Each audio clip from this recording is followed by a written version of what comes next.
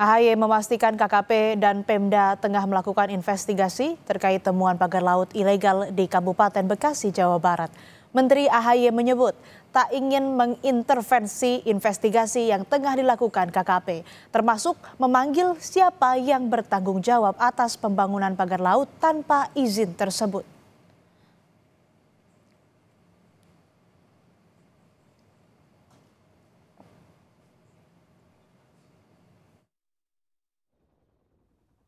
Tata ruang di wilayah laut itu dalam otoritas Kementerian Kelautan dan Perikanan, dan itu di luar dari koordinasi Kemenko Infrastruktur.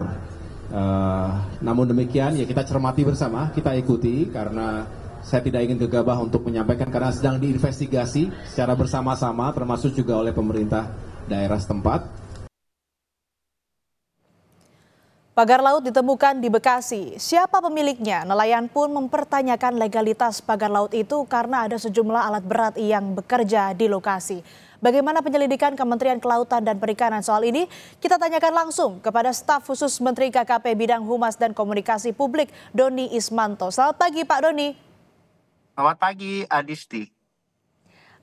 Saya di studio Asri, Pak Doni. Oh, Asri Ya, ya? Pak, ini Maaf. tadi sebelumnya kami ada laporan langsung dari Bekasi. Di lokasi ditemukannya pagar laut yang dalam tanda kutip misterius. Tadi dari dinas setempat, dinas kelautan setempat ini menyebutkan bahwa pagar laut itu resmi ini dibuat merupakan alur ataupun juga jalur pelabuhan yang baru yang akan dibuat. Nah, kalau dari KKP sendiri, bagaimana? Apakah bisa dipastikan bahwa pagar laut Bekasi ini legal atau ilegal?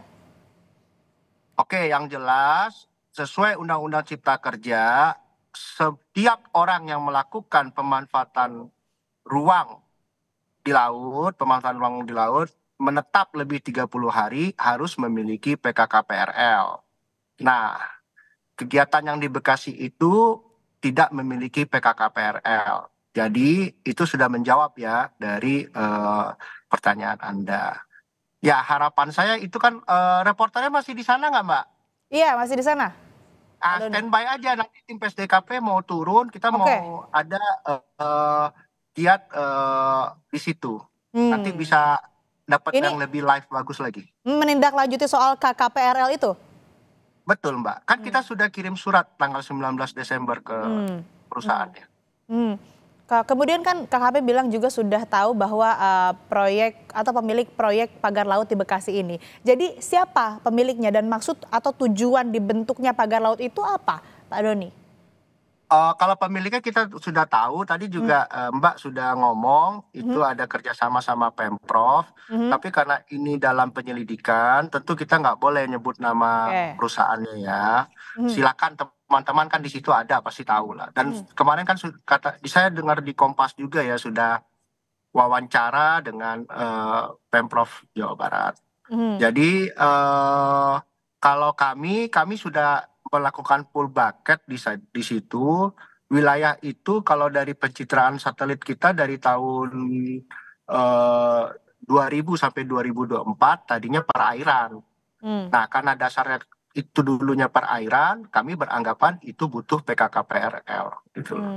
Oke, kalau tidak bisa menyebut perusahaannya apa, perusahaan swastanya apa, setidaknya bergerak di bidang apa, Pak? Lalu apa maksud dan tujuan dibentuknya pagar laut tersebut?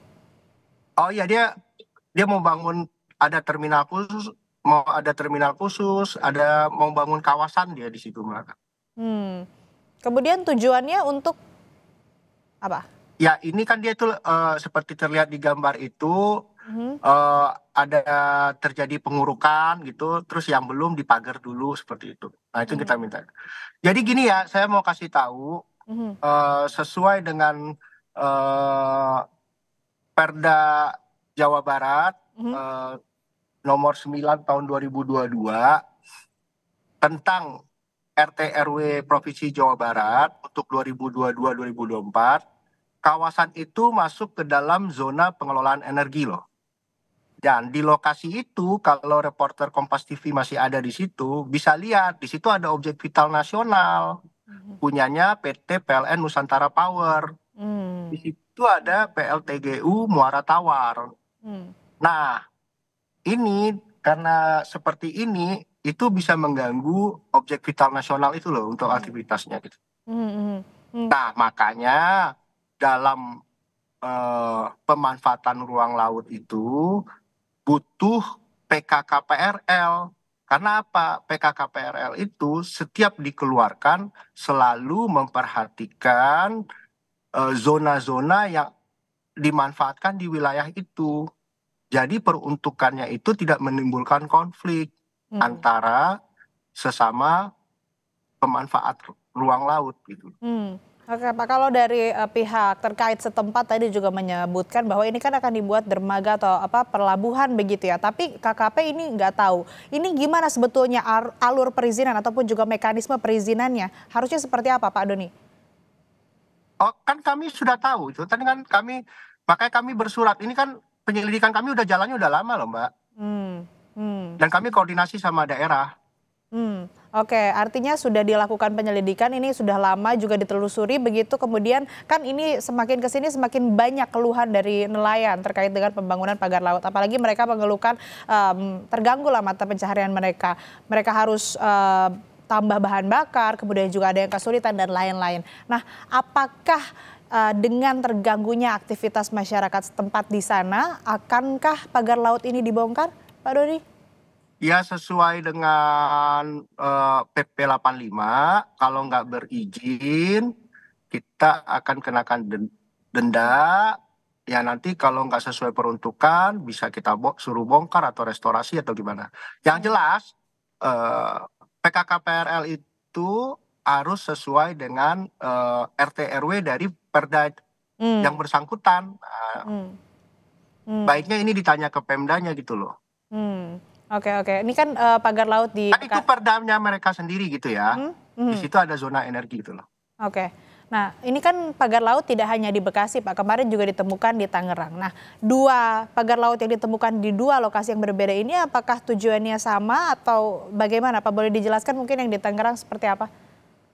Kalau yang di Tangerang kita masih dalam penyelidikan, Mbak. Sampai sekarang kita belum tahu karena pemiliknya kita juga belum ada yang datang tuh ke kita. Tapi karena lagi dalam penyelidikan, saya nggak bisa komentar banyak kalau untuk Tangerang. Tapi kalau untuk Bekasi, karena kita sudah tahu gitu loh apa yang sudah terjadi dan sebagainya, ya makanya saya bisa ngomong.